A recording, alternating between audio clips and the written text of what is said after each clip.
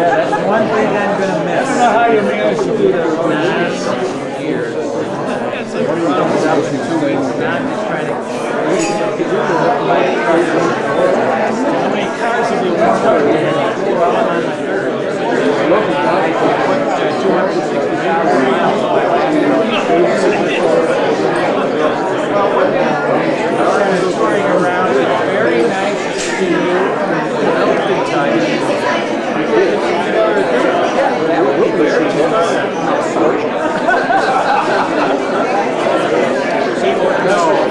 I was down there for about a month ago for a couple days. Yes, we'd like to do that. Dr. Jimmy, when are you there? I was down there in early March, just myself, because Margaret took Caroline and another daughter and mother on a cruise. So I just went down there myself.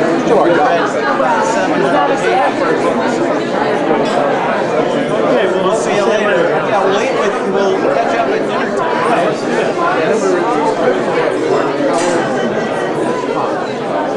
Essentially, are you really having your opening the night the Rehab Institute? Well, they're having the dedication then.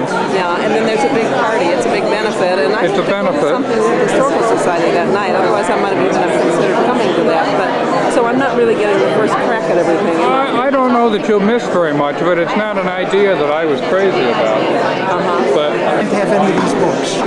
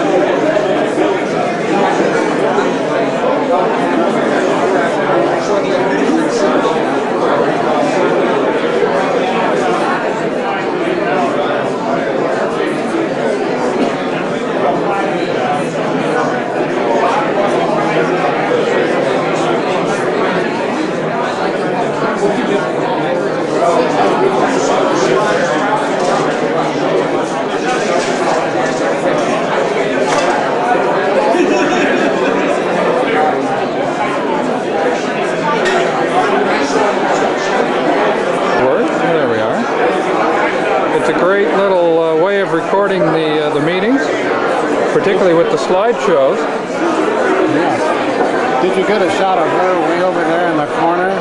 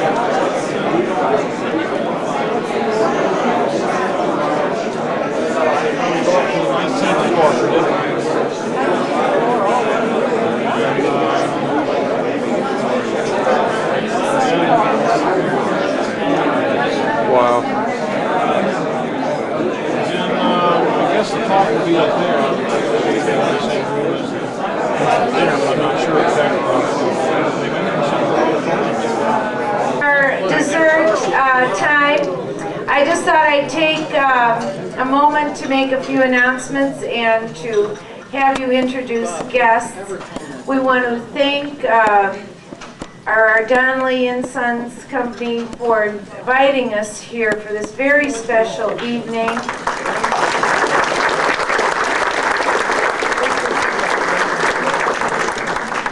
And the planners of tonight's event, Susan Levy and Kim Coventry, did so much to make this a wonderful evening.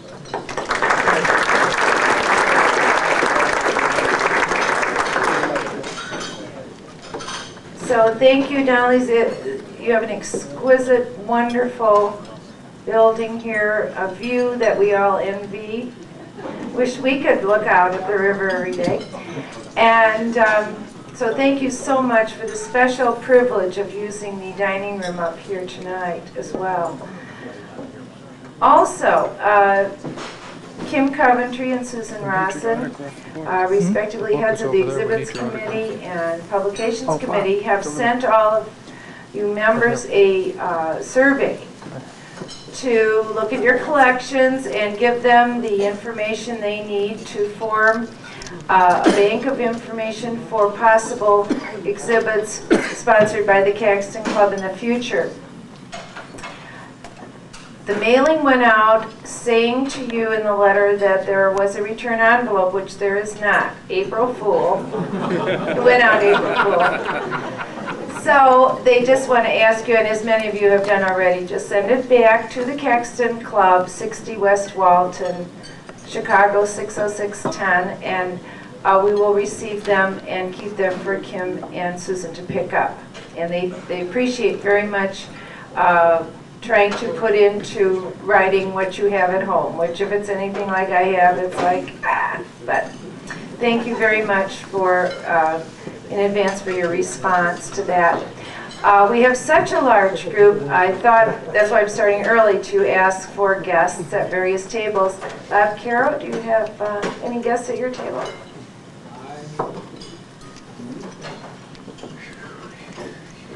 Dr. John Bird. It's the second time at me. Great, thank you for coming. Tony Harkness, this table. I have a guess. Oh, I'm sorry, Ken?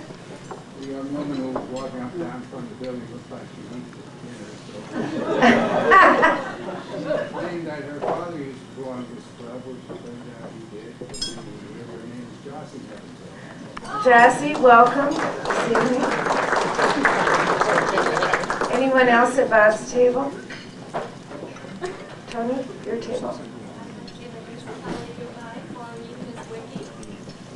Maureen, welcome. Anyone else at Tony's table? Thank you. At this table. Yes, I'd like to introduce our guest. It's Carol Hancock. Carol is an author and collector of cookbooks, books on paleoanthropology and end-of-life issues. Well, that rounds out our membership right there. Anyone else at that table? Leonard? I'd like to introduce a new tax donor. Yes. Janie Feld, welcome. Hey, Paul Gale at your table. Yeah, I'd like to introduce Rob Carlson from the American Library Association. And Marilyn Swart has several very special guests tonight. Marilyn? I have Molly and Rosie Carter, who are Rockwell Pett's great-granddaughters. Wow. And my husband, Steve. Welcome, Molly and Rosie.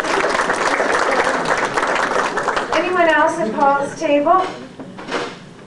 Dave Meyer's table? No guests? Bob Burke's table? No guests? Crane? Your table, any guests? Yes, Mary Ann. Lovely to see you here. John Chalmers, anybody at your table? Nope. And Ken? Yes, we have some guests. Hayward will introduce them. I have two guests this evening. My good friend Paul Larson, editor at American Medical Association, and my son Paul, who is at some bank, but they keep merging, so I don't know what the name is.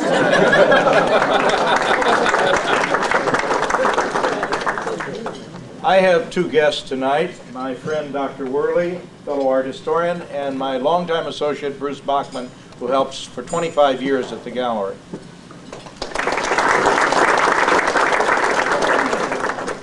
Have I reached all the tables? Okay, now head table, Kim. I have a guest tonight, Ann Rapp.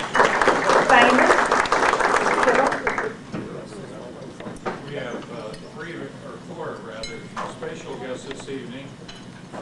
You'll hear more about Dan Jones later on when Stanley is giving us a discussion.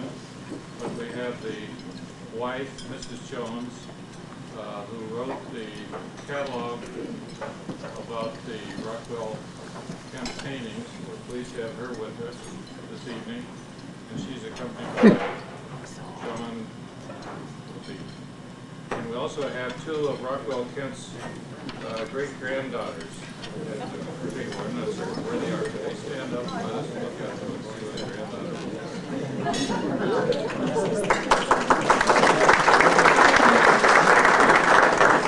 Molly Carter and the other is Ruth Carter, and they are great-granddaughters of Rockwell Kent, so we're particularly privileged to have these family members with us this evening. Thank you, Fred. And since I think we just about all have dessert now, we will probably enjoy our desserts, have our break, and reconvene about 20 of 8. That's it. Restrooms are down the hallway. And furthermore, hardly follow some of the comments that our president, Karen Skubish, made about the hospitality of the Donnelly Company. We saw a wonderful library. It was a beautiful library. It had many beautiful books in it. And most of all, it brought back beautiful memories and thoughts about just exactly what the Donnellys and their company have contributed to the success of the Caxton Club. The first two Donnellys joined the Caxton Club when it was founded in 1895. Since that time, the club has been encouraged, they've been sustained, projects have been initiated, and they have progressed and supported the Caxton Club in many, many different ways. It's been more than just a tradition with the Donnelly Company. It's actually been sort of a symbiotic relationship, because there were times when probably the club could not have existed without them, and certainly the club has prospered because of this relationship. So I want to add my thanks to Karen's for the Donnelly family, for the employees who are interested in the love of books, and also the fact that many members of the Donnelly Company are here with us this evening as members of the Caxton Club. To skip over to the next part, because Karen said about all the things I was going to say, our program this evening is about Rockwell Kent. And the title is called Rockwell Kent Rediscovered. Chicago has had many involvements with Rockwell Kent. His illustrations in the books produced by the published by our Donnelly Company, their plans for publishing an illuminated version of the Bible, which never quite matured, and significantly enough, the catalog Raisonné by Dan Burne-Jones, whose wife you met here just a few moments ago, in 1974 by the University of Chicago Press. Our speaker, Elliot Stanley, has been collecting Rockwell Kent since the early days, and as any true collector, he started this thoughtfully before his collection became as expensive, or before his subject became as popular as it is today. He received an undergraduate degree at Harvard in history and followed this by a degree in law from George Washington University. His daytime occupation is directing a pharmaceutical company, New England Antigenics. Now maybe most of you who are interested in books, fine books and their illustrations have heard of Rockwell Kent and Elliott Stanley, but perhaps an equal number of you have also used many of the products from this pharmaceutical company.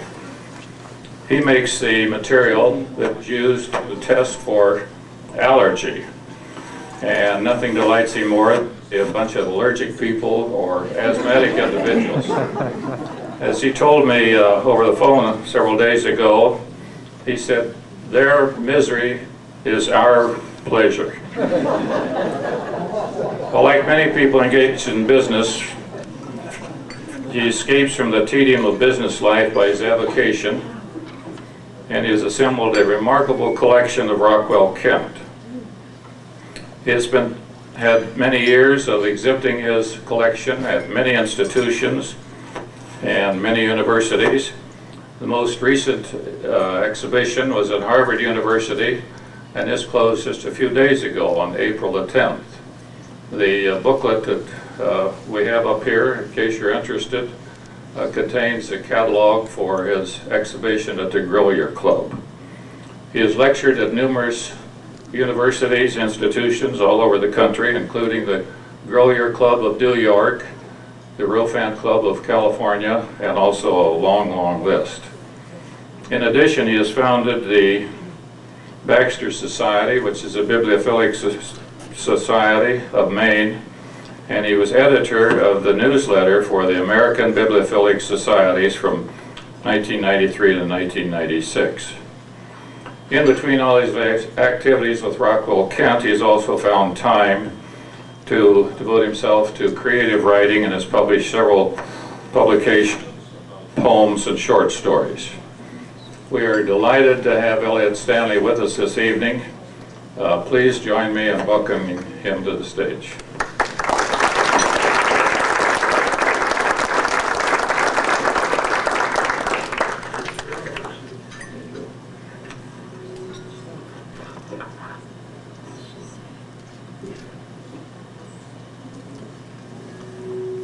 Everyone hear me in the further reaches of the room all right?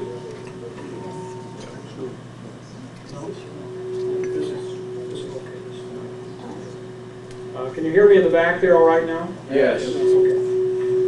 We may have a little feedback here. I'll see if we can get this right. All right.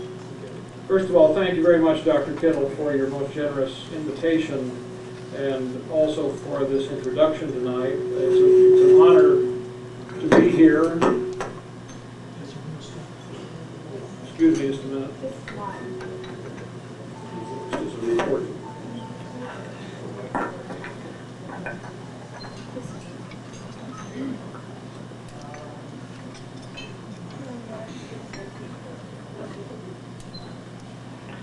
I feel like I'm going in for an electrocardiogram. All right, we'll try that again. We're honored to be here tonight. I want to introduce my wife, Julia, who was not introduced earlier, who came with me from Portland. She is the daughter of the former Caxtonian Charles Marshall Adams of Greensboro, North Carolina, who was a member here in the late 50s and up through the middle of the 1960s. Charles was the librarian at the University of North Carolina at Greensboro. Great bookman. He had a lot to do with my getting seriously involved with books when I got to know him through his daughter. And so I want to dedicate the talk to Charles and to his memory. I know if he were living, he certainly would be he'd be right here front and center this evening. I also want to introduce again Jackie Jones, the widow of the late Dan Burne-Jones of Chicago, who was the author and editor of the prints of Rockwell Kent, the catalog raisonné, published in 1974 by the University of Chicago Press. Dan Burne-Jones' work, in many ways, really is a most important step in the rediscovery of Rockwell Kent. Kent had been for a period of about 20 years, starting around 1950, in the, shall we say, the gulag of American art circles. He had, because of his leftish politics, he was subpoenaed before the McCarthy Committee in 1953. He took the Fifth Amendment. He plummeted in acceptability in the art galleries and museums of the country. And for about 20 years, he was a sort of a non-person in American art circles. Around 1969, Bowdoin College in Maine had a small retrospective of Kent's work. That was the first university show of his work in over 20 years. And that really begins the rediscovery of this artist. He had been, at his peak, probably the leading American book illustrator, certainly of the 1930s and 40s. We'll talk more about that as we get into the slides. Now that the Cold War has officially ended and a little time has begun to accumulate in which we can look back at some of the personalities of that era. Parenthetically, I note that Paul Robeson is receiving some recognition and credit in recent months, and he and Kent were close friends and were very similar in their political thinking. People are beginning to look at Kent's work more for his artistic merit, and the political passions of that period have subsided a good deal. So we're able to take stock again to re-examine his work as an artist. If we can have the first slide. This is a self-portrait that he did in 1905. I'm going to show you tonight some of his paintings and a good many of his book illustrations and graphic works, but we'll take a look at, if it's not in focus, from this angle I can't see too well what the focus is, so I'll have to depend on others to do that. Kent had studied, he was born in 1882 in Tarrytown, New York, born of an affluent family. His father had been an attorney in New York, but died when Kent was a young man. By the age of 20, Kent had rebelled against this affluent background and had become quite an ardent socialist in his thinking. By 1905, when this painting was done, he had completed some art studies in New York with such teachers as Robert Henry and Kenneth Hayes Miller and William Merritt Chase, and this painting shows influence from those teachers of that period. We'll take the next slide. In 1905, he went out to Monhegan Island off the coast of Maine. I know many of you have visited there, and this is one of his best-known Monhegan paintings called Toilers of the Sea from 1907.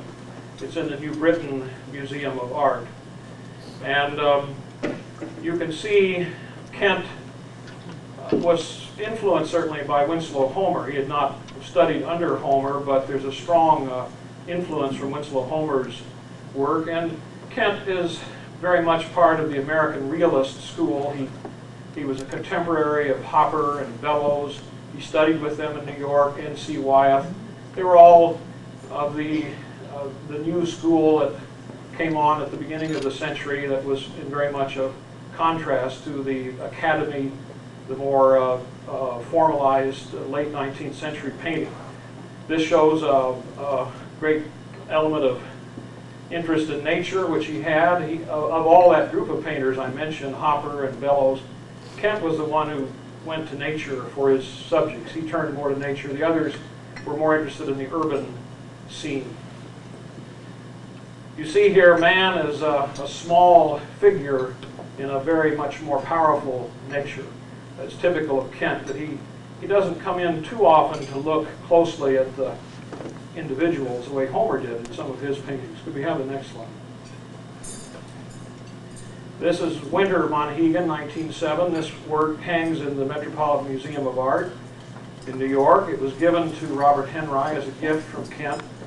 And it shows this is the little boathouse down at the end of the dock. The island Manana across the harbor. Those of you who've been there will recognize this because it looks very much the same today as it did in 1907. There is a little bit more of a road there now, but it's still a very primitive and isolated island 12 miles out in the Atlantic. We have the next slide. This is called the Road Roller from 1909. It's a painting, it's in the Phillips collection in Washington. The Road Roller, as some of you may know if you know your New England and Northern history, this device was used as a means of flattening snow so that sleighs could ride in the days before motorized plows. And the composition here is, you can certainly see his formal training, a very triangulated kind of a composition. It's a wonderful painting. It's one of my favorite of Kent's paintings. It doesn't have anything to do with the sea, but it's certainly a fine American painting of that period. Next slide. This is called Cranberrying from Monhegan. This is in the Terra collection here in Chicago. It's one of two paintings that I'm aware of that are in the in collections here in this area. That's better now. I can see these are people out on the slopes. In those days, Monhegan was virtually a barren island. Those of you who know it now know that it's forested over quite densely, so it doesn't look like this at all now. But that was a cranberry field or bog on Monhegan. Next slide. This painting is in the collection of the Art Institute of Chicago. This is called Mount Equinox, Winter, 1907. Winter 1921. It's a later painting. Kent was living in Arlington, Vermont at that time. And this was a gift in 1923 to the Art Institute from Gertrude Vanderbilt Whitney. Unfortunately, I went over there earlier today to have a look at it, and they say it's in storage. So if any of you are connected with that institution, you might want to bring it up out of the storage and put it on view. They do have a postcard with this image for sale, but no slide, so this is the only slide that you're going to see of this work. It's a nice painting. We'll see this image of the deer running across the fields a little bit later in another context, another artwork. Next slide, please. Now, can you lower this one a little bit on the screen? I want to show something here. Just bring the image down. Yeah, that's fine. Right? A little more than that's it. Right here are the initials RK in the sort of arts and crafts style, with the R facing to the left and the K to the right. This is the very earliest known graphic arts work by Rockwell Kent, dating from 1901. It was the cover of a family journal kept by the Ewing family of Tarrytown, family friends of the Kents. And Rockwell, young Rockwell, at this point he's 19 years old when he did this particular work. The Ewings kept the family log, sort of the style back in the old days before the Titanic. I guess people kept family journals of where they've been. And this was the log called the White Elephant of the Ewing family. Next slide. In 1906, Rockwell Kent and one of the Ewing family, Blaine Ewing, decided to rebel against the White Elephant and publish the Blue Mouse, which is this little magazine. And they called it the Organ of Reform. And here is the Blue Mouse playing at the Organ of Reform. And this is one of the interior illustrations. Now, this was a magazine for two subscribers, the respective mothers of the two fellows who made this. So there were only 2 copies of the Blue Mouse. Luckily, one of them survived. One has been lost. But this is in the collection of the Sutton Place Foundation in New York. Frederick Koch, some of you may know of that famous Koch family that One of the brothers was the America's Cup winner a few years ago. And one of them is a great book collector. And this Blue Mouse is the earliest manuscript, with the exception of the White Elephant, but Kent's contribution to the Blue Mouse was extensive, whereas to the White Elephant it was occasional. Next slide, please. In 1910, Kent, after having been at Monhegan for 5 years, worked there, he took a little trip over to Newfoundland to explore, and he sent back this little postcard to his wife, Kathleen. St. John's, Newfoundland, November 5th, 1910. A wonderful spot. Kathleen, this Sunday, fog, rain, and sun, Rockwell. And then he made a little sketch of the town. He sent her a series of these drawings. Eventually he said, be sure to save these. They might be worth something someday. And so the little postcards from Newfoundland have in themselves become rather special little drawings of his from that period. Next slide.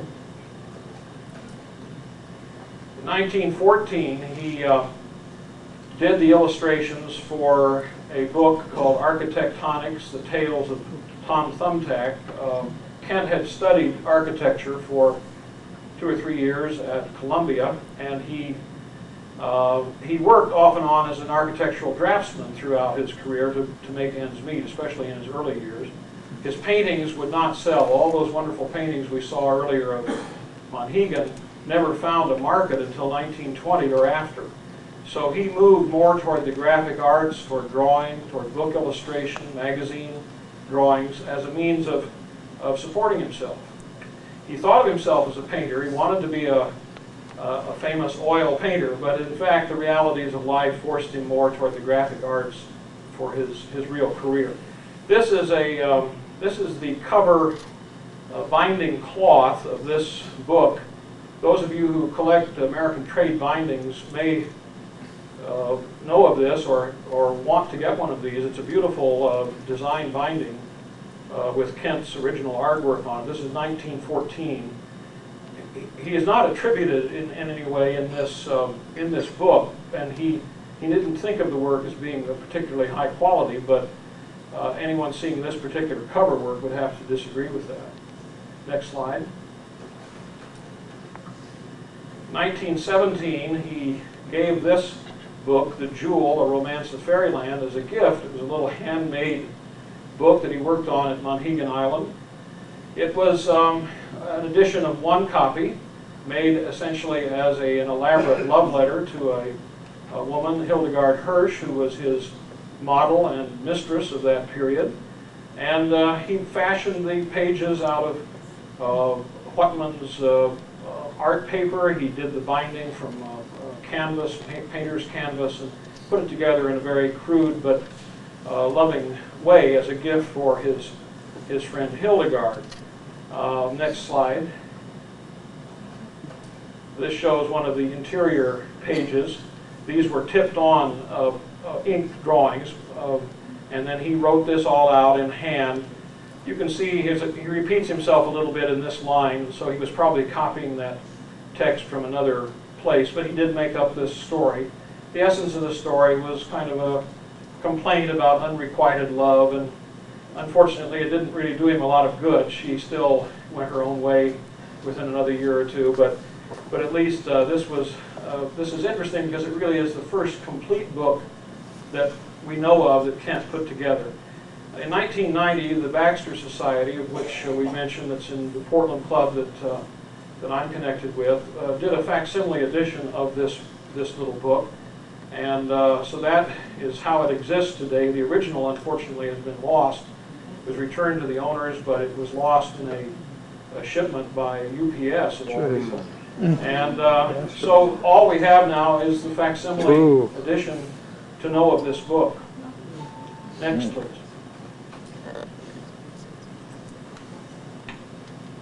This is a little watercolor that he did for Hildegard, showing her as a figure riding through the night sky on the back of a deer.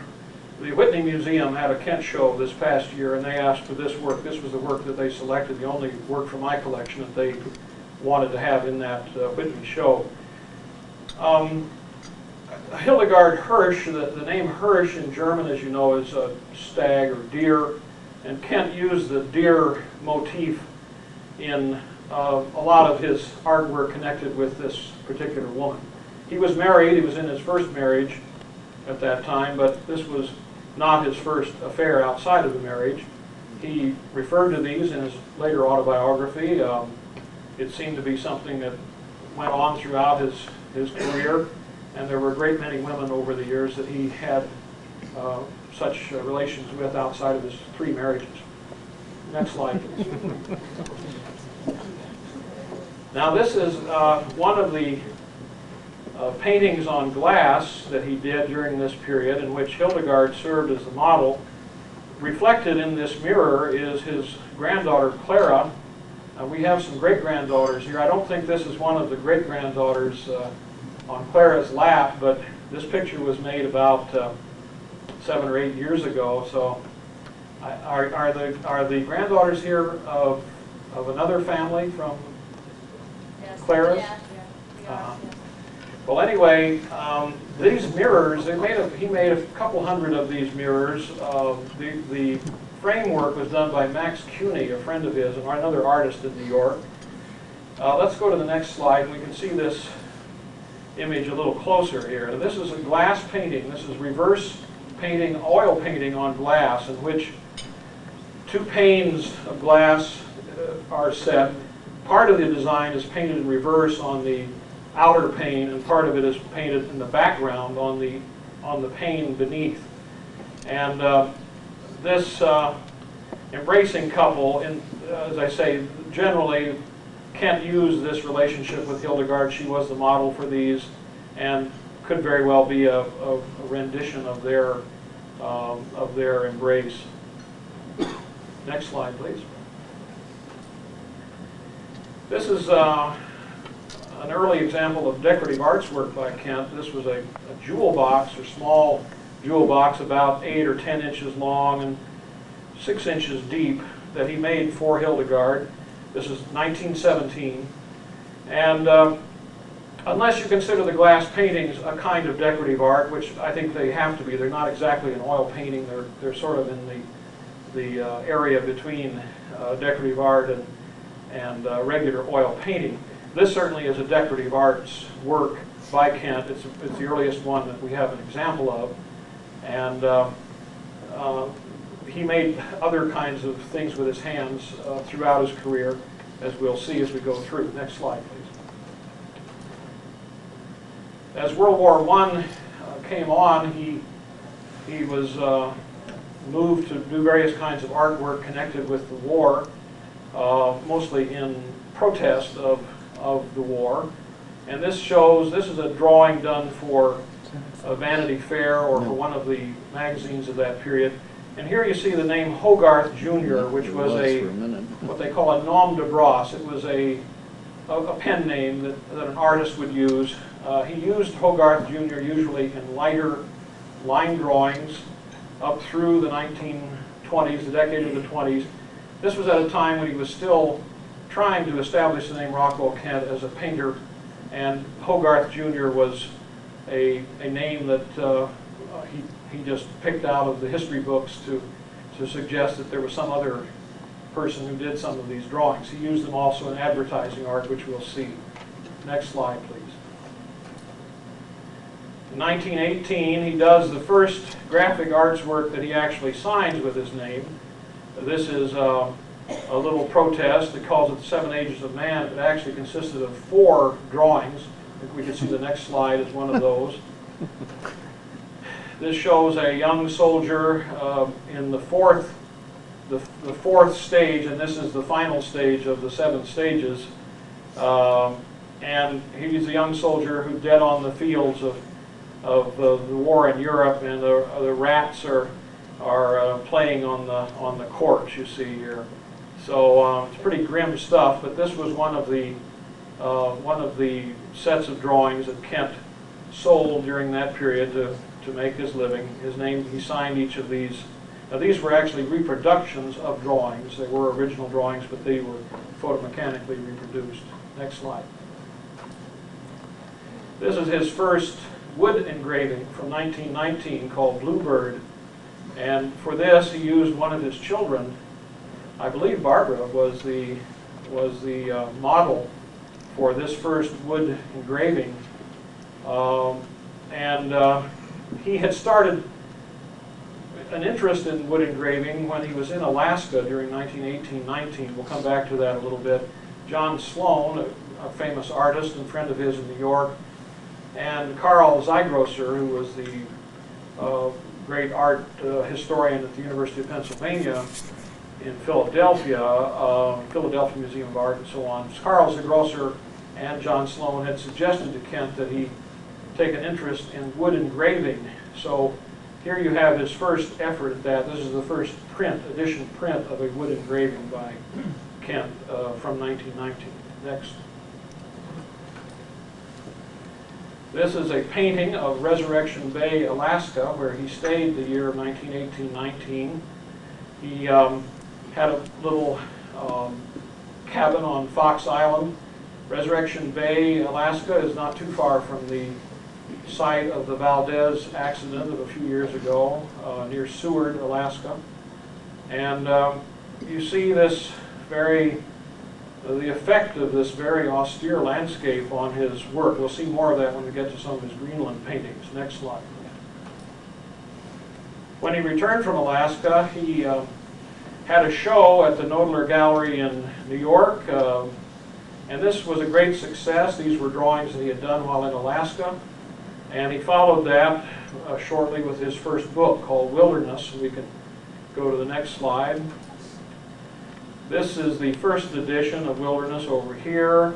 This is a later Modern Library small edition, and then this was a special edition that Ward Ritchie printed in 1970 in Los Angeles. And this edition here had material in it which had been omitted from the very first edition in 1920. From a literary point of view, this was Kent's most successful book. The Moby Dick, of course, which we'll talk about later, was his most successful work in terms of the arts of the book. But from the literary point of view, Wilderness was considered a very well-written book.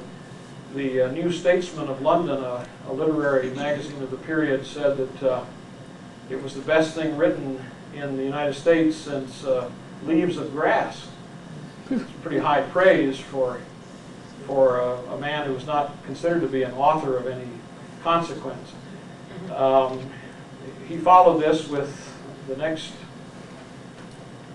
Well, this, first of all, before we go to that, this is a chart of Resurrection Bay. This served as the end paper in the Wilderness, and these were folded right down the center. Those of you who have this book will recognize this chart. And Resurrection, the Fox Island is right out on this point here, and the little cabin was in this location. This is as if we were looking out into the ocean from Seward. Seward would be back in this area.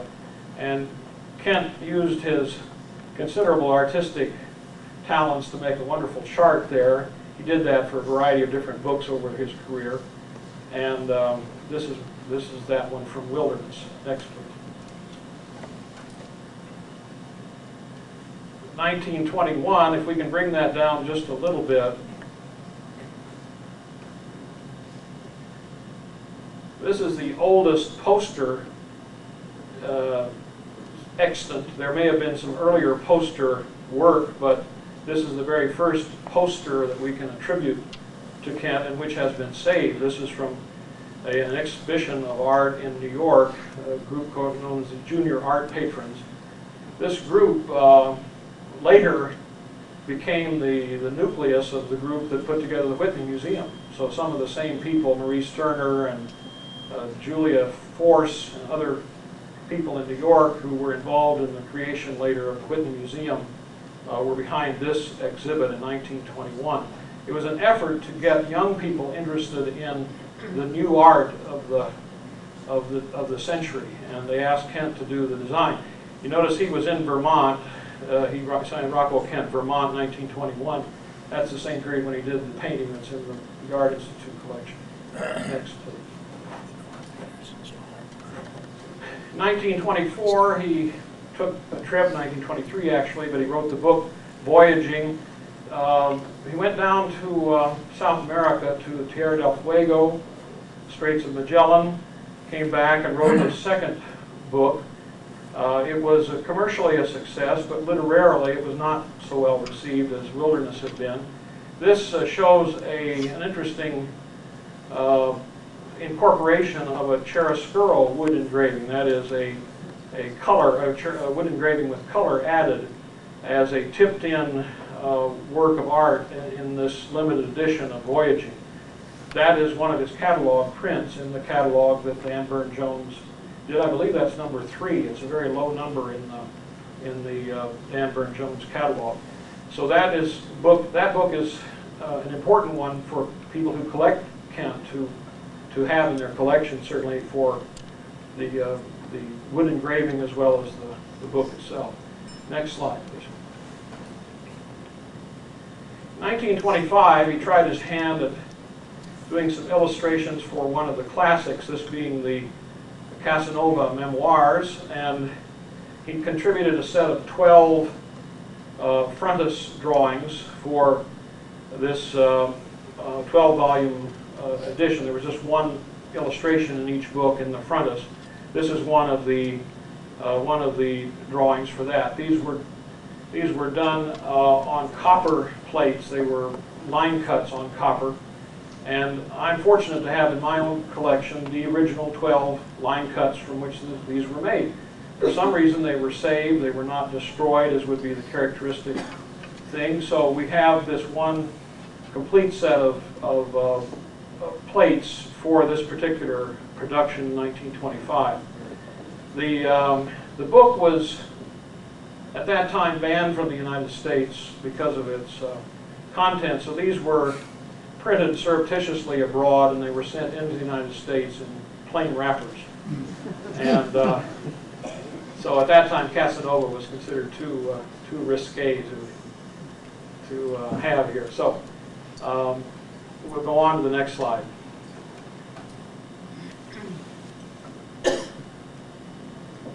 I mentioned that Kent was an ardent socialist by the time he was 20. He didn't let that prevent him, however, from using his considerable talents for the service of advertising art throughout his career. This is an ad. If we can raise it a little bit, you'll see what it's an ad for. This is from Vanity Fair magazine, and the scene here also, he signs this one Hogarth Jr. over in this area, but everyone knew who it was. And so that's typical of advertising art. We'll look at a few more examples of his advertising art here while we're on this subject. This is an advertisement for the Marcus Jewelry Company of New York, one of a series.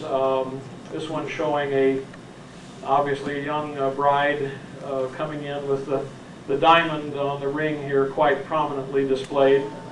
And this set of ads appeared during the mid-1920s in magazines such as Vanity Fair. The Harvard Business School gave him an award for this set of ads. They thought they were particularly outstanding. They gave him and the advertising company that placed them an award for excellence in advertising art. Next slide, please. Now this work we saw downstairs in the case. I just have a portion of it. It's an ad for the Lakeside Press that appeared. This one was in Fortune magazine in 1933. I don't know whether the one we saw downstairs was from White. This apparently was a 2-page spread, because this was sort of the left side, and then on the right-hand side was the identification to the Donnelly Company and the Lakeside Press.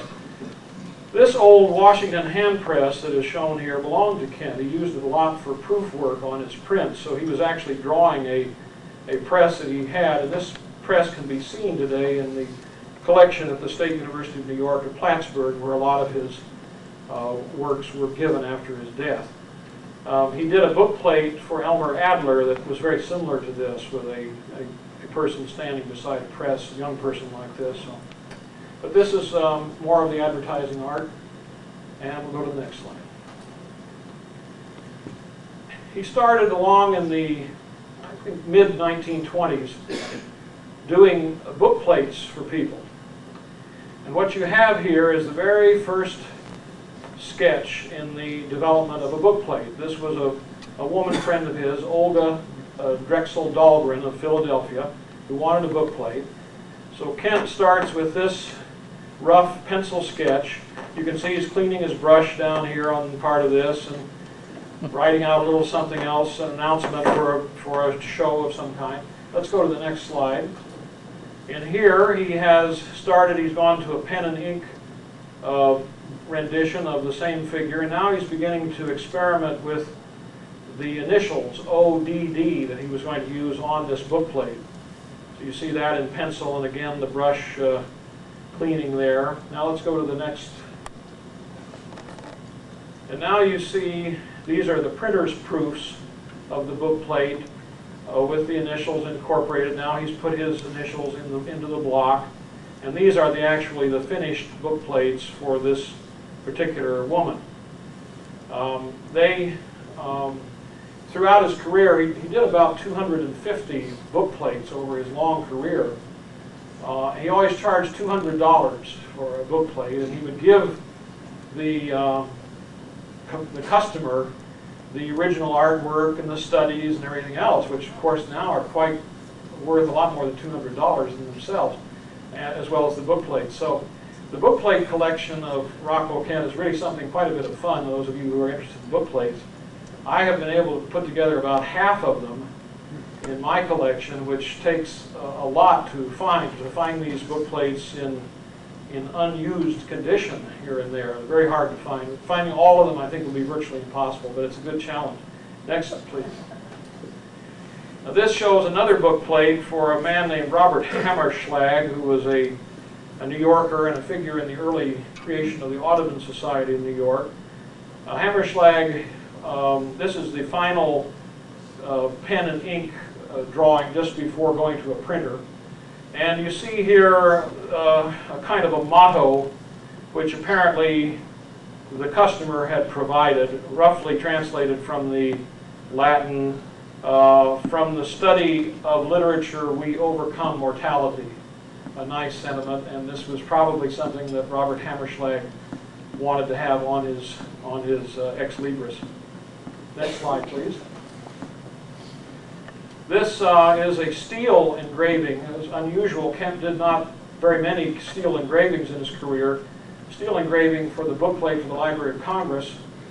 This is his only book plate, which is actually a catalog print. It's in the Dan Burne-Jones catalog, so it takes on additional importance as a steel engraving. And these are quite hard to find if you try to go to a dealer, but if you write the Library of Congress, they'll send you one.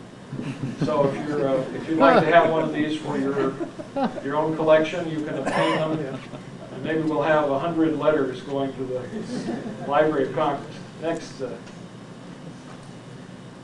He did two collections of book plates and marks. The first one in 1929, and then later in 1937 he did later book plates and marks. These are wonderful small collections of various small drawings and marks that he made. Very, very pleasing books. If you've never seen them, certainly keep an eye out for them. Those are the two little collections. They were printed by the Pinson printers, Elmer Adler in New York City. Next, please. 1927, he was moved by the executions of Sacco and Vanzetti in Massachusetts to do this first. This is really the first use of the wood engraving technique for political, direct political statement. He entitles this August 23rd, 1927. You see here 3 heads on this pike. The head at the top is intended to be that of Jesus. And these are the heads of Sacco and Vanzetti. And here in the background, further religious symbolism. This is a very strong work. A lot of people who collect Kent prints don't especially like to have this one up in the house because it's pretty strong, but it is an important print. And certainly one that made his point. He swore after that he would never go in Massachusetts again. But we'll see what came of that a little bit later. Let's go on to the next. In 1928, he did what is one of his most well-known images. This is the Lovers wood engraving. Is the focus okay on that? Okay, that's better. This one was a printing from a second plate by the late Laterio Calapai. Some of you knew Leo, lived here in the Chicago area, and was a printer who did some, he was a friend of Kent's, but he did some posthumous printing along with your former member, Hunter Middleton, who was a member of this club, did some of these posthumous prints of Kent's work. What I mean by a posthumous print is these were works that at the time of Kent's death in 1971 were found in, let's say, stages of work not entirely completed. Some of them had gone through the printer's proof stage but never had gone through an edition. Some of them had not even actually been finished on the block, and the Kent estate for a short period of time, 4 or 5 years, authorized a few copies to be made of certain of those prints. So those are called the posthumous prints, and they don't carry any signature of Rockwell Kent on them. Any of you who are interested in collecting prints, those are covered in the Dan Burne-Jones catalog, certainly. Next. This is a Man at Mass from 1929. It was the first of a series of wood engravings that were commissioned by the United Car and Foundry Company, a maker of yachts. And they wanted to have an advertising series during the early 30s on maritime themes. So they hired Kent to do a series of wood engravings. We can see the next one in this. This is Bowsprit from 1930, another of that series.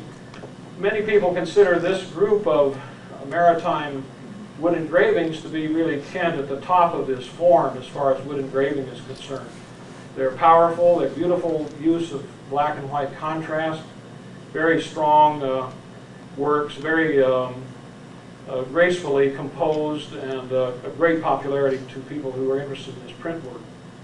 These were usually done in editions of 100 to 150 examples, and then the plate would be struck usually by a gouge of some kind through the wood, and they would then be, the plates usually were kept in a museum or some other place. Next slide, please. In 1928, Bennett Cerf and Donald Potfer in New York were forming the new company Random House, and they wanted to open with a bang, a splash, and they decided to do an edition of Candide. And they asked Rockwell Kent to be the illustrator for this edition of Candide. Here is the colophon page from one of the colored, there were 95 hand-colored copies of this. And here is the first appearance of the Random House logo, which Kent sketched out in on a little pad in Bennett Cerf's office one day. And then from that time forward, you always see the little house, in various artists have worked that, reworked it, but it's always the characteristic of the Random House imprints. Next slide, please. This shows the interior illustration. Here are the page illustrations for this in the hand-colored edition.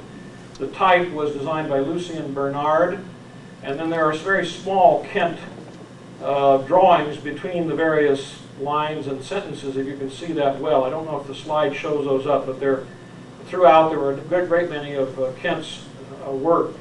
This book, the literary critic Mark Van Doren, who at that time was quite well known, said that he thought this was the most beautiful edition of Candide that had ever been done since the original publication of the book in the 18th century. So it was this kind of credit that, of course, William Kittredge and the people here at the Lakeside Press were hearing in a year or two before they decided on the Moby Dick project. But we'll go on here and see a little more of this. These are the the maquettes, as they're called, the models that Kent did himself by hand for the use of his studio artists in doing the 95 hand-colored. There are only 2 sets of these open sheets with Kent's own artwork, his own coloring on them. I have one of those sets, and there is another set in another collection here in the United States. But these are his original work, and then he had a number of artists who worked for him in making up the 95 hand-colored copies. Of course, there were other copies of that same edition. 95 were the specials. There were, I think, 1,400 of the regular first edition and many, many other editions of that book. Next slide.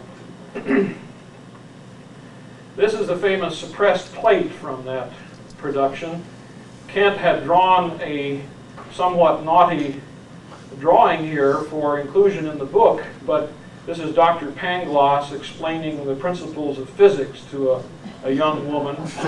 And this would have been the drawing that greeted readers as the very first drawing in the book. And Bennett Cerf said, "That's going too far. We cannot do that." So they suppressed this plate. Of course, it's had a life of its own, shall we say, as a result of that.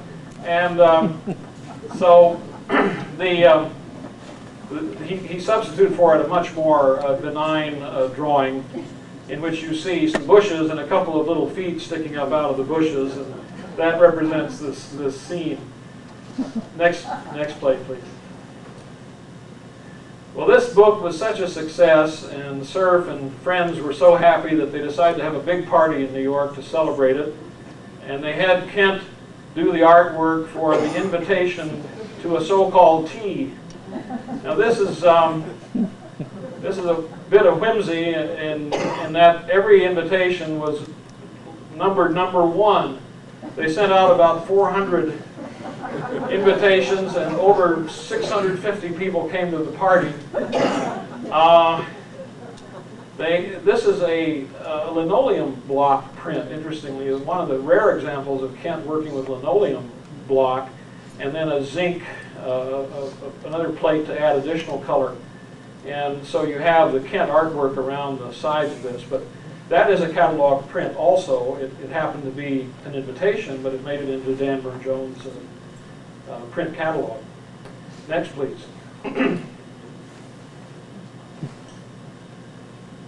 Elmer Adler was a great printer. Of course, I mentioned him earlier, the Pinson Press. And in 1929, Kent and some of the friends of Elmer got together and had a dinner in his honor. And you see the people who attended the dinner, a number of them signed their names on this copy. This had been Tom Cleland's copy with his little book plate here. But here are some of the people who attended. I'll just read some of these names. Charles Bonney Jr. over here. Frederick Ward, famous designer. Elmer Adler. Arthur Hayes Sulzberger of the New York Times was there. Alfred Knopf signed this. Rockwell Kent. And a number of other well-known printers and people of the book world in New York who attended this dinner. This is a great rarity. This is one of the books which is hard to find even unsigned, but to find one with the list of attendees at the dinner is really quite extraordinary. Okay, next. In 1929 also, Kent ventured for the first time into the design of textiles. We mentioned the little box, which was a decorative arts. Textile design, here a textile designed as a book cloth, a case cloth for the Bridge of St. Louis Ray, Thornton Wilder's book, and Kent and Wilder signed this special edition of this particular book. But this is Kent's first effort at putting together a pictorial design on cloth for a book. Next, please. Well, now we come to the book that needs no introduction in this place. Moby Dick. This is the Lakeside Press 3-volume edition, 1930. I was very pleased with Claire Badaracco's book. I guess she's not here tonight. Is that correct, or is she? I think we'd owe her a vote of thanks for that excellent essay that she wrote on the 4 Books project. She mentions that the Moby Dick was a project here of the Donnelly Company. They wanted to show that they could produce a work of great beauty and skill. They gave Kent a free hand in the design of this book. Kent used the copper engravings were used for the title pages of the book. The interior illustrations are drawings, which there were over about 280 of these drawings that were reproduced in the interior. Kent selected the typeface, which was Caxton Old Style. We might go to the next slide. This shows an opening showing you the rather large, I think it's 18-point Caxton that was used here. And the paper, the Donnelly Company wanted to use American-made paper, but they finally had to import the paper for it, and I believe they also had to import the actual Caxton Old Style typeface, the font, in order to get exactly what they had to have. They had hoped to do all these books with American materials and totally American projects. This was the very first illustrated edition of Moby Dick, and that was something I didn't know until I read Claire Badaracco's book, that there had never been an illustrated edition. There have been several since, but I think this book is still holding its position as the definitive illustrated edition. Next slide, please.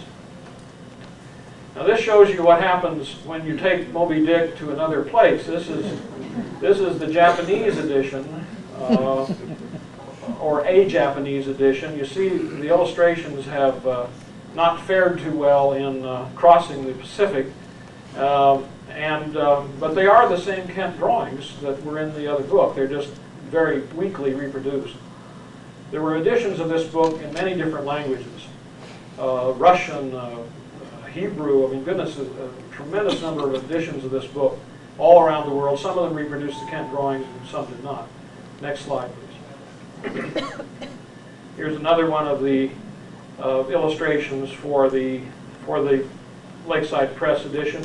These were then reduced in size and reproduced in the Random House trade edition of the book, which came out in 1930 also. And let's see the next slide here. We got, yes, one more. Kent was the, well, go back just a minute if you would. Kent was the editor of this art magazine during this period, and he used one of the illustrations as a cover for that particular magazine.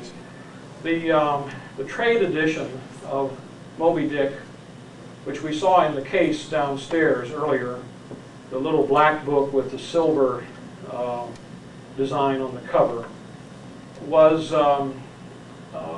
something that Bennett Cerf and the people at Random House were so thrilled about that they forgot to put Melville's name on the cover of the book or on the jacket.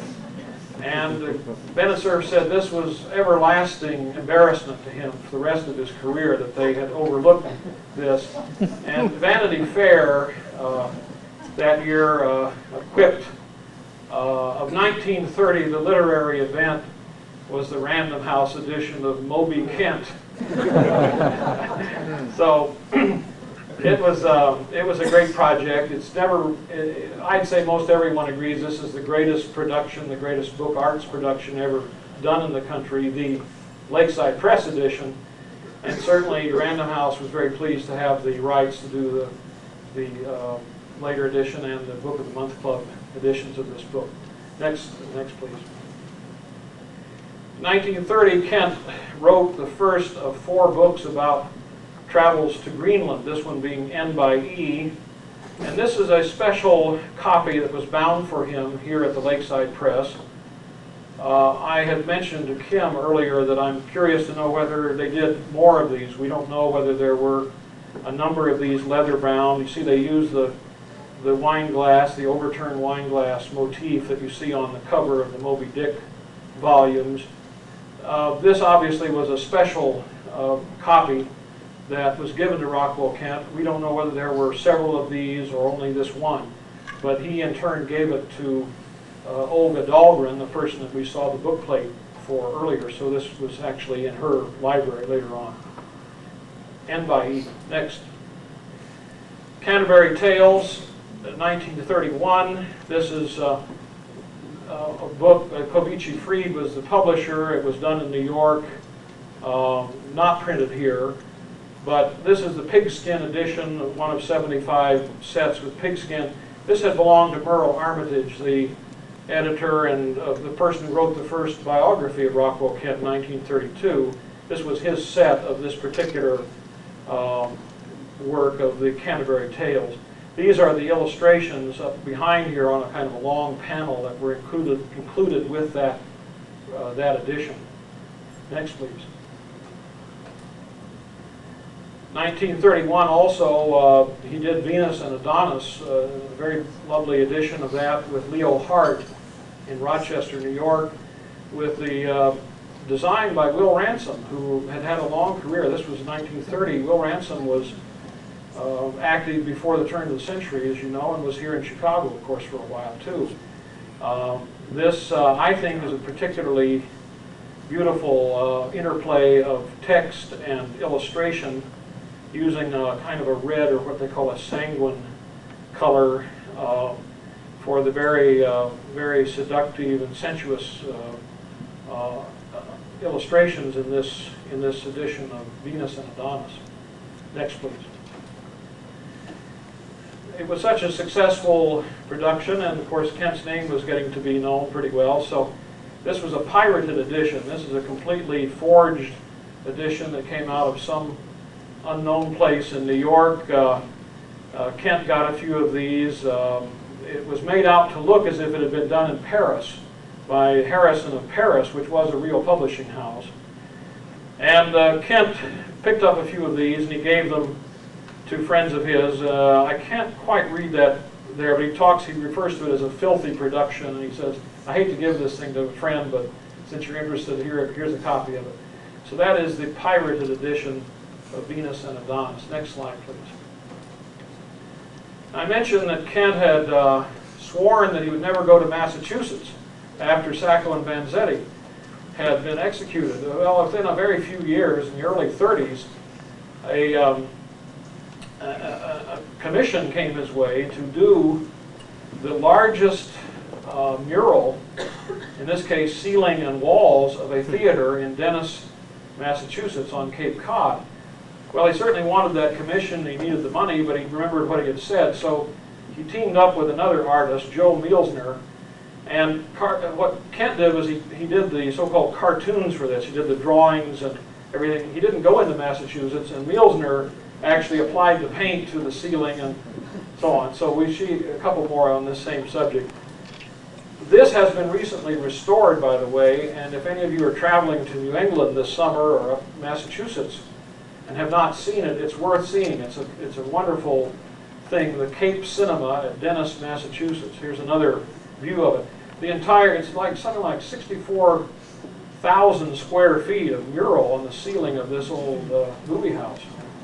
Now we can go on to that one. Yeah, 1931, he did the birthday book. Here he again is using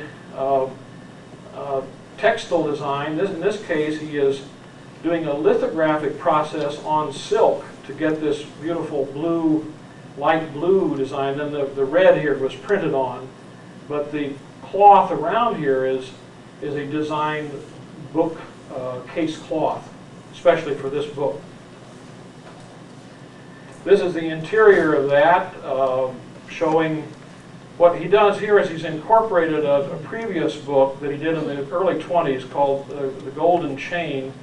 It was a little book that he did as a child's story, and he's taken the illustrations from that, put them into this, and built the other book around that. So he's kind of recycling some earlier artwork. This was the miniature edition. It's a later facsimile edition of The Golden Chain. I don't have a copy of the chain. Now this tape has gone off. Somebody want to? We'll take just a minute here. Then he went back to Greenland again in the early 30s, and this is a sketchbook that he used there. This was his own little hand-carried book in which he made sketches of the natural scene there. If we can go to the next slide, we can see what it looked like inside. Now here you have some text. This later shows up in Salamina, portions of the book Salamina, 1935. And over here is a pencil sketch of an outdoor scene. It's turned on its side, so it's a little hard to read it from that angle. But if we go to the next slide, we can see what that became. This is called Sunday Afternoon, North Greenland, 1932. Here are the Eskimos out playing, the Inuits, I guess is the correct term, playing on the snow fields and having a grand time. This is one of the Greenland paintings of that period, 1931 through about 1933 or 4. Next. Now this is another of that group. This is Sermeliuk Fjord, a place in Greenland. And it's followed by a lithograph. This is a 3-color lithograph of the same title, Sermeliuk Fjord. This is the most sought after, most collectible of all of Kent's lithographs because it is a 3-color work. And there are, I think about 100 copies was the edition size for this. Next. Another scene from Greenland of a graveyard. These are all 1930, 31. Next, please. Another one of the Greenland paintings. Richard West, who is a leading authority on Kent's paintings, believes actually that the Greenland paintings are probably Kent's most distinctive voice as an artist. You remember when we looked at the Monhegan paintings, heavily influenced by Winslow Homer and a kind of a style of seascape painting at that time. In Greenland, Kent essentially is himself, and he has reached pretty much the peak of his powers as a painter. These are other examples of the same group of paintings. This was his house at Iglorsud, and that's probably a rendition of himself. And here is Salamina, his housekeeper and mistress of that period. We'll see. This is called the Greenland Tryst. This showing just a female figure sitting on a stone here, but the title is mysteriously called the Greenland Tryst. Let's go on to the next. Now, this is the book, Salamina, 1935. It was printed here at the Lakeside Press. And you see a Russian edition of it with rather somewhat primitive effort to copy Kent's artwork. The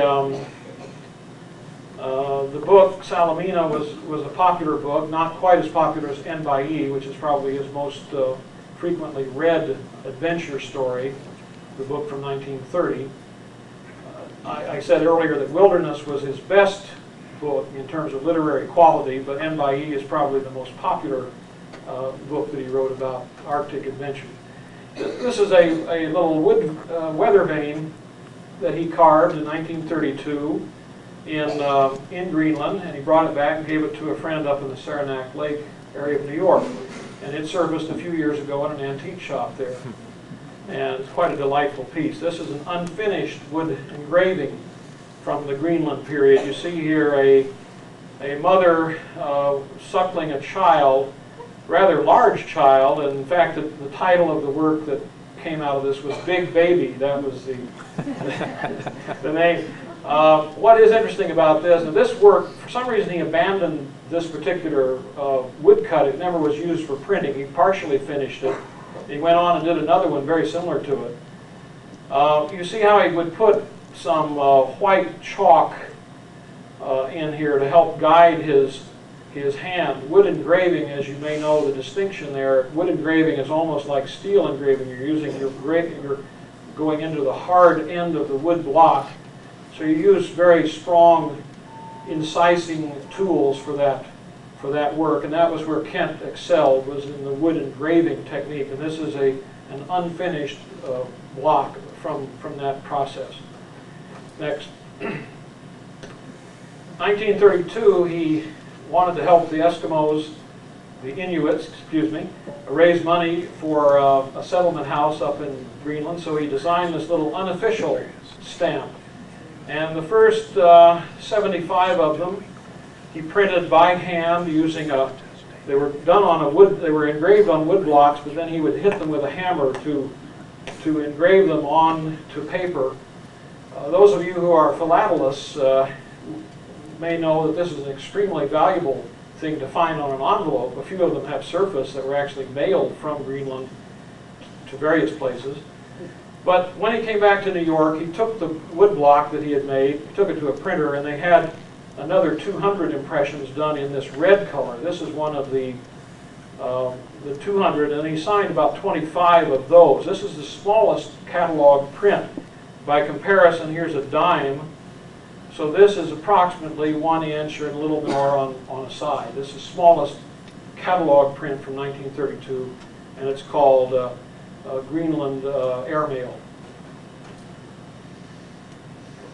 1932 also he did an edition of Beowulf for the Pinson printers, and this book used hammer uncial type. Those of you who are interested in typefaces, great use of that typeface in connection with the Beowulf saga. Very nice combination of type and content of the story. Kent signed his name with his thumbprint through a little sort of a stencil-like affair that he had designed. So that is his thumbprint and not a real signature otherwise, but this was the colophon page for the Beowulf book. 1933 he did Rocco Kentiana, which was the first anthology of his works up to that time. It was printed here at the Lakeside Press. And he pulled together all samples and summaries of earlier works he had done up to that time. So this was his first anthology done by himself. 1934 he did this book for the Limited Editions Club of New York. This was the only time he appeared in one of their books. This was Arijuan by Butler.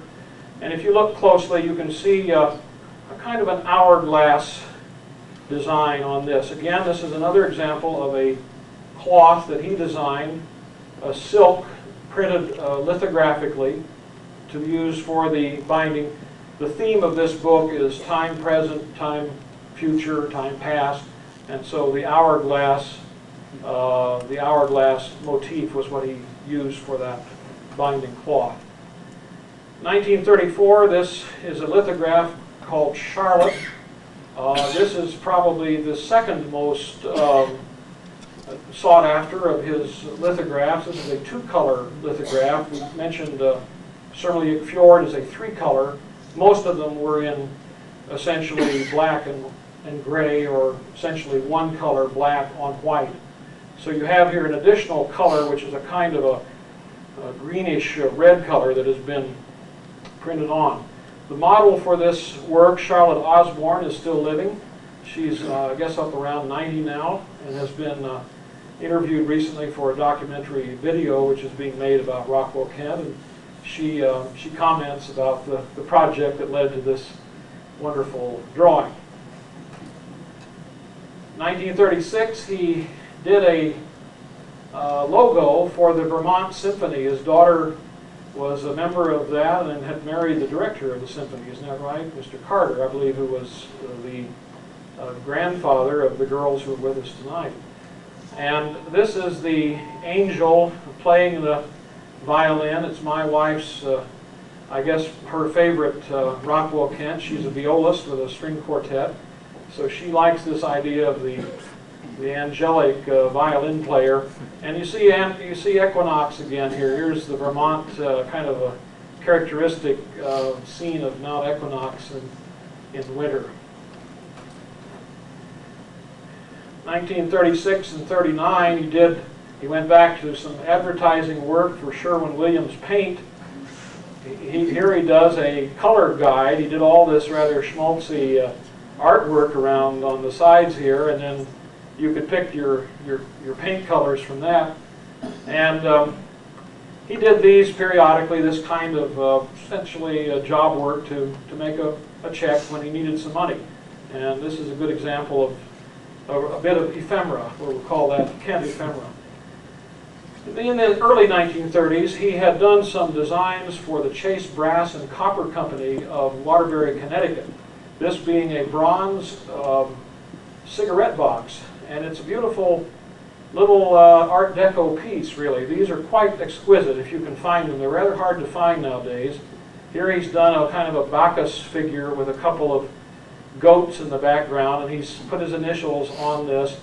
He did the artwork, then they had the metal smiths who put these onto the metal surfaces. Next slide, please. A little bit later, he did some metal designs for the George Jensen Company of Denmark, and this is a sheet of those designs. They were not accepted by the George Jensen Company. They didn't quite fit their idea of what they wanted. They probably didn't like the sort of Soviet star up here as being one of the ideas, and this one is this is a whale being in a sort of mortal combat with a sea serpent of some kind. They were probably pretty strong ideas. But anyway, here is one with three faces: see no evil, hear no evil, speak no evil, on this design. A rather interesting idea. And the Kent estate gave permission for some of these to be reproduced into actual jewelry. They never were made into jewelry at the time they were designed. Let's go to the next slide. And this is what one of those designs, the three faces, looks like in its first prototype metal rendition. Now we have, just a minute, we'll stay on that for a second. My wife is wearing one of the finished pieces tonight. If any of you are interested in knowing more about these, we have them in silver, pewter, and then she's wearing a gold one. We've made up two designs of the Kent pins and pendants, and they're rather striking jewelry, and some of you might like to know more about them. Next.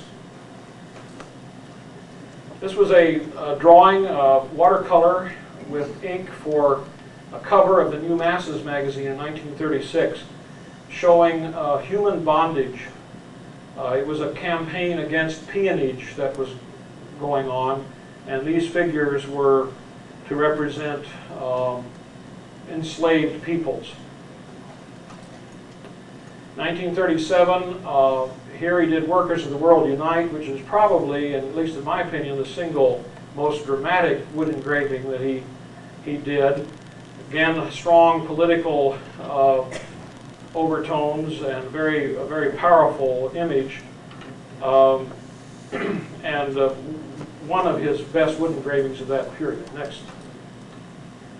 In 1936 also he did a poster for the strike of the Vermont marble workers up in Barre, Vermont. Kent went up there and he participated in some hearings to try to get some information about mistreatment of the workers. He was getting to be much more involved during the 30s in labor issues and labor rights questions. And he did this poster which shows a family, a worker's family, evicted at night in the snow. And here are the household furnishings that have been thrown out by the company in the snow. And this was quite a cause célèbre during that period. Next, please. Here is a poster for Spanish relief, done, of course, in connection with the Spanish Civil War of 1936-37. In this poster, you see a technique known as counter-symbolism, in which you have the very vulnerable child contrasted to the implements of war, the bayonet and the helmet here, or possibly an unexploded artillery shell. I think that's what that is. It's an unexploded shell to bring the reader into a sense of the impending doom of this very fragile figure on the stone. Next. Here's another poster. All of these posters, by the way, are essentially posters that are quite rare. You'll not find them in the poster shops here in Chicago or anywhere. There aren't very many copies of them. They're quite rarities, but he did a number of very interesting posters. This was an Easter or Christmas seal poster, 1939. Here he has this angelic figure. A certain man, hearing Kent talk, said, well, how do you know what an angel should look like? And Kent said, well, how do you know what an angel should look like? None of us really knows. And the man kept after him, and then finally Kent said, well, I know what an angel looks like because I'm married to one. And that stopped the conversation at that point. Next, please. This is a set of stamps from the same image done in 1939. In 1942, with the war in full, World War II fully going on, Kent submitted a series of designs to the Office of War Information, 12 designs. None of them were accepted for posters, but this is one of his poster sketches. This shows the ceiling of the Sistine Chapel up here, God and man, and he says, so God created man in his own image, and so on. And then you see down here the human body broken on the field of war by the machines of war. It's a pretty high art for poster work, but it didn't seem to really go over that well with the Office of War Information. In 1949, he did this poster for the International Longshoremen's Union in San Francisco. This was to protect Harry Bridges, the embattled leader of that union. This is probably one of his most effective posters in terms of the elements that a good poster should have. It has strong metaphorical imagery. It has a very unmistakable message. The image is so powerful that people who work with their hands usually wince when they see this design. This poster, by the way, is currently touring the United States under the auspices of the National Museum of American Art and their poster show that's going around the country, and they have borrowed this particular poster from my collection because they wanted to show one of his posters in that show. Next. 1942, this is a watercolor study for a larger painting. Wake Up America was the title of the painting. Same idea. Here's Liberty calling to the sort of dozing young man, presumably the young figure, Liberty exhorting him to get up and get on to save the world. Now he did a number of additional illustrated books in the later 30s, Leaves of Grass by Walt Whitman. He did the illustrations for that, the Heritage Press. So we can go to the next. This is the illustrated edition of Shakespeare. This has been reprinted. I think there's still currently prints. This was a 2-volume limited edition of this, but he did wonderful drawings for that, and that's the original case. This is an autobiographical work in 1940, the first book or sort of autobiographical effort. This has to do with his experiences in upstate New York in the later 20s and 30s. This is my own. Next. He did a number of wonderful illustrations for Esther Shepard's Paul Bunyan. Many of you may remember these from your childhood, these great characters from the Paul Bunyan. That was Rockwell Kent's work. And this was done around 1940. 1941, he did a book for New Directions, Goethe's Faust. He did illustrations for this. This was the only New Directions book that he illustrated. 1942, Watch on the Rhine by Lillian Hellman. This was the frontis art for that work. Very powerful image showing various countries that have fallen under the power of Germany, and showing that at that point there were 4 that were not: USSR, England, South America, and the USA, and all the rest of them had been taken over. At the end of the war, he did this work called Europa. This was a study for a great lithograph that depicted the condition of Europe at the end of World War II. This is an original Conti crayon and ink drawing, a very penetrating drawing. This figure, some of you may even recognize as a small illustration from the Moby Dick. He had, one of the minor illustrations in Moby Dick showed a man kind of pondering this same figure, and Kent later developed this into one of his most memorable lithographic images.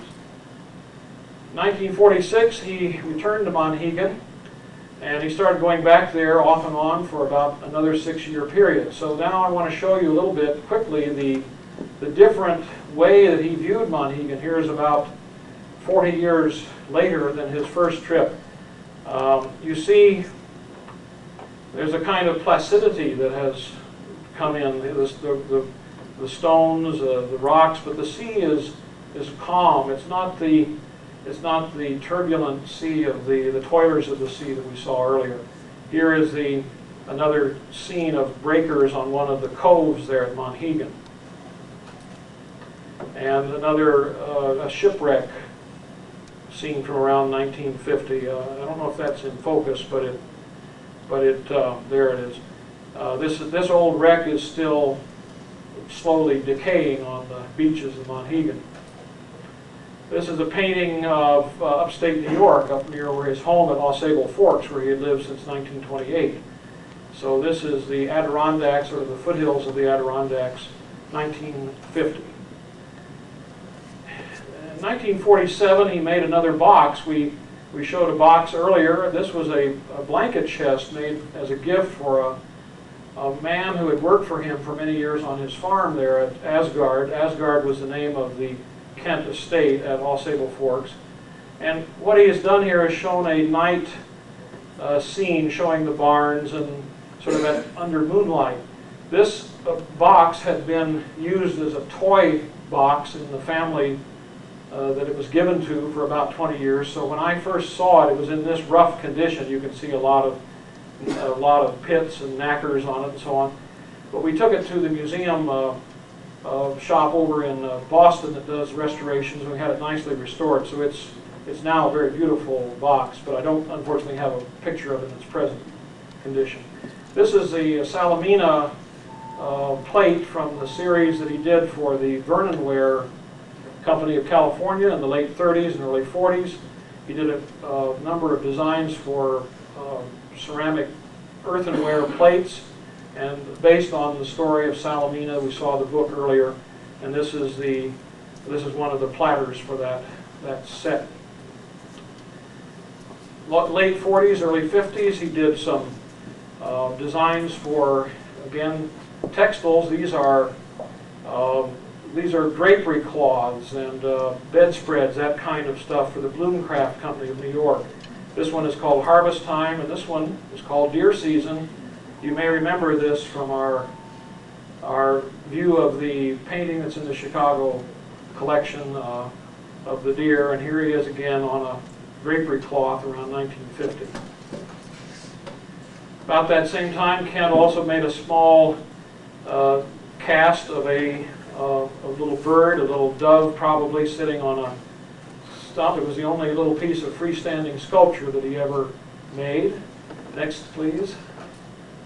And it was an airmail stamp on the bottom. You see, you would take that and put it into the ink pad and then put it on your letter, and that's what it was used for. He made about 200 of those and sold them from his farm at Asgard.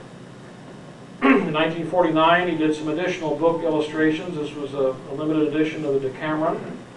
And go through some more. Here's a drawing with about the same period, 1950, a peace message. And doves will make their nests in the helmets of soldiers, a quote from Petronius. This will interest Dr. Kittle. This is a series of designs for the Sharing Drug Company done in around 1950 to show aspects of mental disease.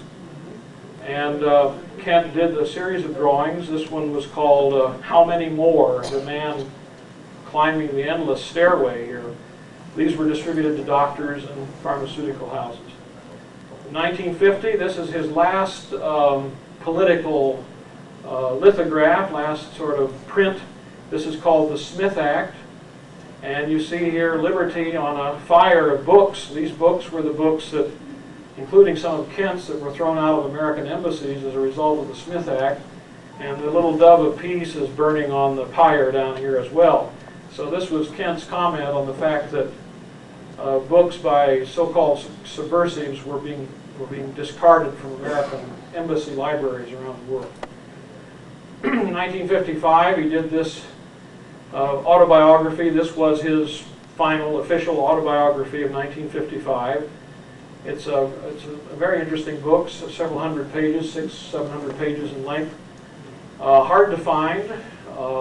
Kent had reports from Dodd Mead, the publisher, that the FBI had gone around and told booksellers not to sell this and to return it to the publisher, and a lot of them did it. Kent bought up the unsold books. He had them at his house, had them stored in his basement, had a fire there in 1969, and almost all of them were destroyed either by water or smoke. So this turns out to be quite a rare book, although it was not intended as a limited edition. It's a very interesting book to read. During that period, in the 50s, he had, as I mentioned earlier, he was not being shown much in art galleries and so on. So he did some book jacket illustrations. This is from 1955, and his only contribution to this book is in the jacket art. And there are quite a number of books that, for which Kent jackets are the only indication of his work. Let's see the next slide. This is a further example of some of that sort. These are books that are generally not well-known literary works, but Kent would sign on to do the artwork. This particular one in the center is an earlier book that happens to be Peter Freuchen's first book, Eskimo, from 1930. Very hard to find an original jacket, but the other books here are from the 1950s.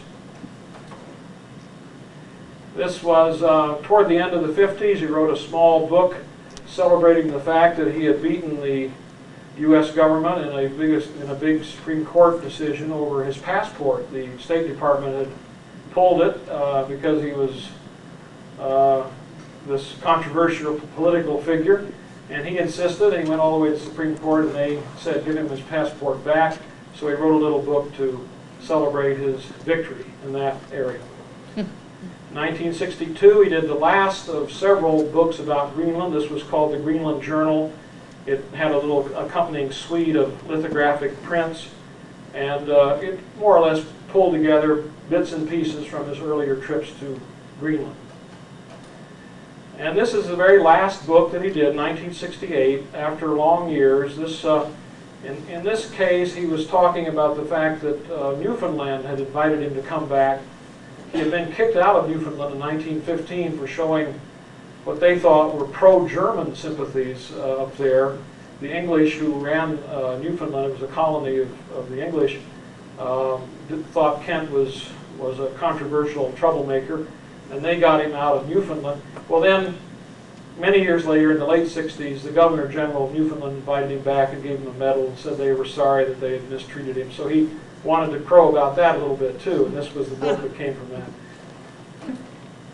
He also did book jacket designs for Vanguard Records during the 50s to make a little money. Many of you have seen these. The music in them is actually excellent music. There were some Alfred Deller recordings, and he did about 20 book jackets, and finding all 20 of them is quite hard to do. I haven't so far succeeded in finding all of them. He gave a great many of his artworks to Russia around 1961, following a number of successful showings of his works over there. He was angered because the Farnsworth Museum in Maine had decided in 1953, because of his political notoriety, that they would not have a wing devoted to his artwork. So he, in spite, he gave a tremendous collection of works to the Soviets. And this was one of the posters for one of the shows there. This is the first poster for a show held in 1957. And we have another one from 1982, a later show in Russia of his work. He gave the Russians about 80 plus canvases, approximately 1/4 of his entire output of oil paintings, gave to the Russians in 1961, and a great many manuscript and other materials. these were works that were largely in his own possession, of course. They were things that had not sold, or he had kept them for one reason or another. He wanted them to be in this special wing at the Farnsworth Museum, but they said no. So he gave them to Russia. The Russians held a number of shows of these works, and they were attended by thousands of people. Kent said, he said, I've never seen anything like it. He said, in America, if I had, 100 people come to see an art gallery show, I was pleased.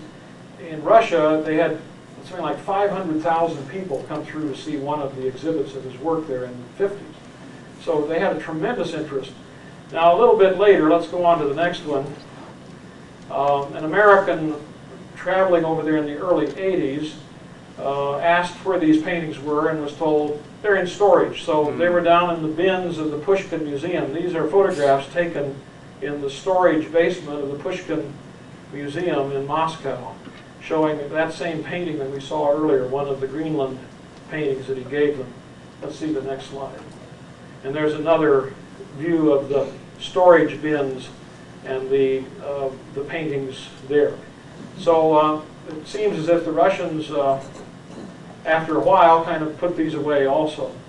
This is a view from Kent's desk in Ausable Forks. You can see some of the drapery cloth that he designed. He was using there his own cloth. A view looking out over the grounds of his home there. And the next. And finally, this view of him about 4 years before he died, 1967, with his wife Sally and a younger friend of the family. I don't believe this is a relation, though. I'm not certain who this other person is, but this is Kent at about age 84. He died in 1971, age 88 or 89, close to his 89th birthday. Is that right, Jackie? All right. So I just wanted you to get a little view of him at the very end of his career, and that concludes the slides. And I'd be most happy to take any questions if anybody wants to talk further, or we can go into.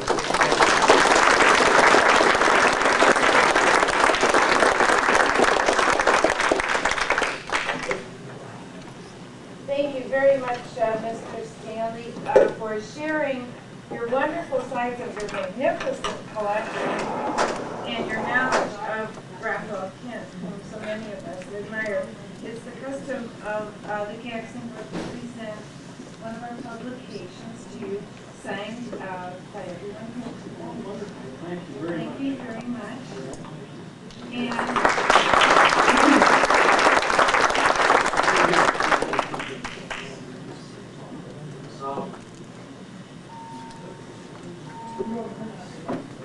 I brought along a couple of copies, one for the Caxton Club collection of the Jewel, which I would like to present to you.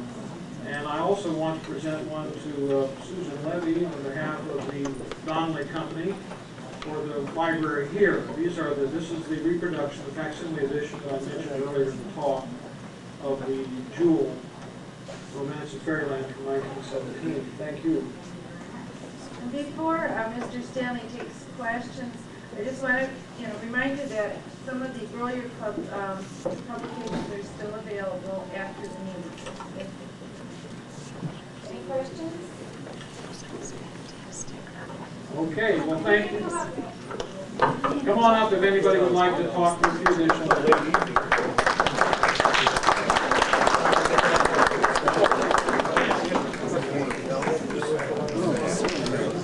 Space at the Newberry Library for a modest use fee to organize, have a little Caxton office. All our things will be there, and a central place where we have a telephone and we can even answer it if we're there, which we haven't had for a couple of years.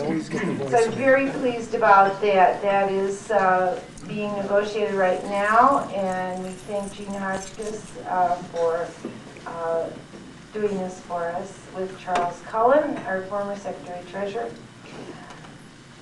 Also, probably before the end of this month, our Gathering of Book Lovers brochure, which we had a few years ago, is being reprinted, revised by Jane Rosenthal and John Chalmers. It is a brochure that you can all have copies of whenever you want it. If you have a friend or a colleague interested in membership, you can hand them this and it'll tell them all about the club with an insert as to current officers and membership fees and so forth. So it's a very pleasant way of introducing someone to the Caxton Club and giving them all the information. That will be done very shortly. Our membership directory is due to come out this month, and it will be mailed to you with hopefully all correct addresses and numbers. It's taken quite a while, unfortunately, but it will be ready. So I really am happy with the outcome of this first year, and so now we can have fun in my second year.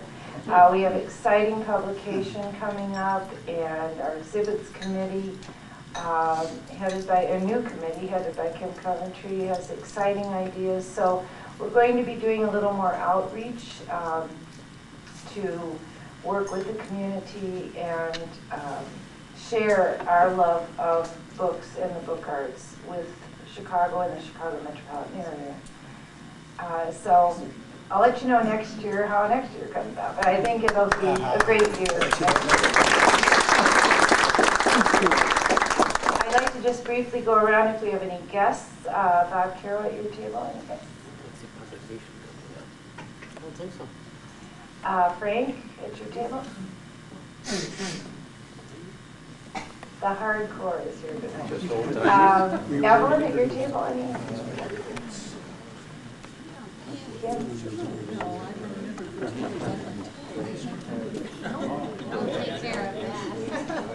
Jay at your table, any guests? Well, don't embarrass Jay. He's entranced my wife this evening.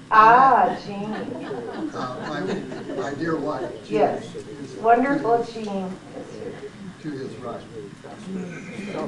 How about it, Jay? I have a message for you, and I'll forget it by the end of the meeting. David Myers said, tell Karen there is a mall encyclopedia and bookworks up on North Park Street that we can sell for $80 and they have it on sale at $35. Well, I better run up there. I'll find out the address. Not if Craig beats you. Yeah, Frank Showalter's here tonight, too. Did he say a mall? Any at our table, Bob? We didn't really finish our table. Oh, I'm sorry. Winifred Seidel, Wilbert Seidel's spouse, is with us also.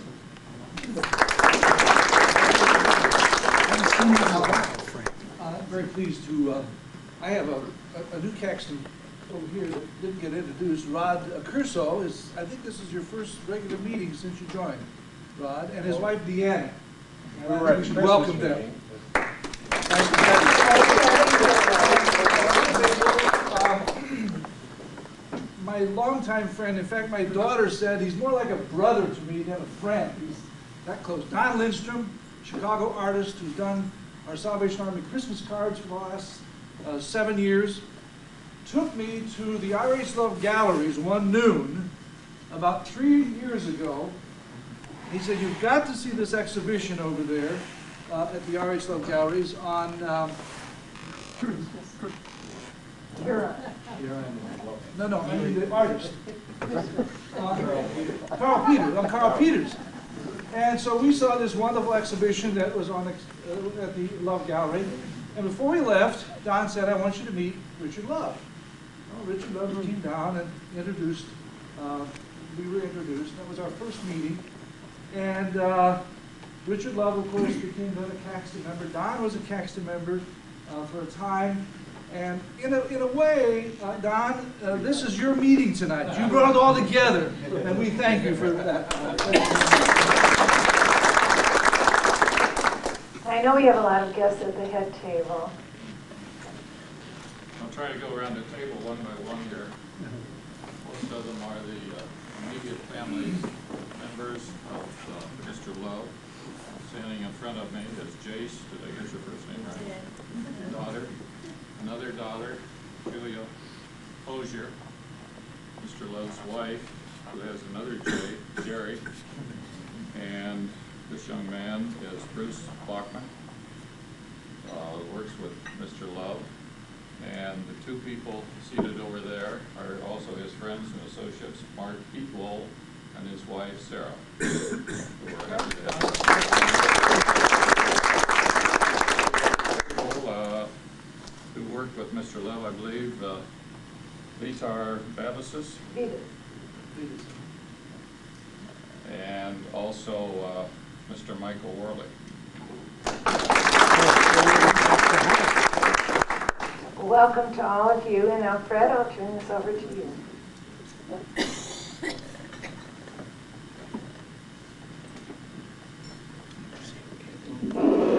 Well, welcome to all of you for our May meeting. A little bit of geography, a little bit of history, and most of all, a lot about art. If you will picture in your mind the northeast corner of Erie and State Street, you'll recall that there's a beautiful three-story mansion there that was built in 1883 following the fire of Great Chicago Fire of 1871. And Samuel Mayo Nickerson spared no expense in building this home. He hired artisans from Europe. You walk into it, I personally think it's probably the most gorgeous home that I've ever seen in the city of Chicago. It has wood panel ceilings. There are 27 different types of marble that he had imported to make this. There's mosaic tile, and altogether the structure of the house is just almost overwhelming. Now, if you take this Nickerson mansion and go back to 1991 when it became an art gallery for Mr. Love, and add to it a lot of fabulous antiques, you then have the furnishings within this lovely mansion. Then you add to that some beautiful paintings on the walls, and it represents a very pleasant place for any of you to go and visit. It's really an island of tranquility in the city of Chicago, and I can't think of any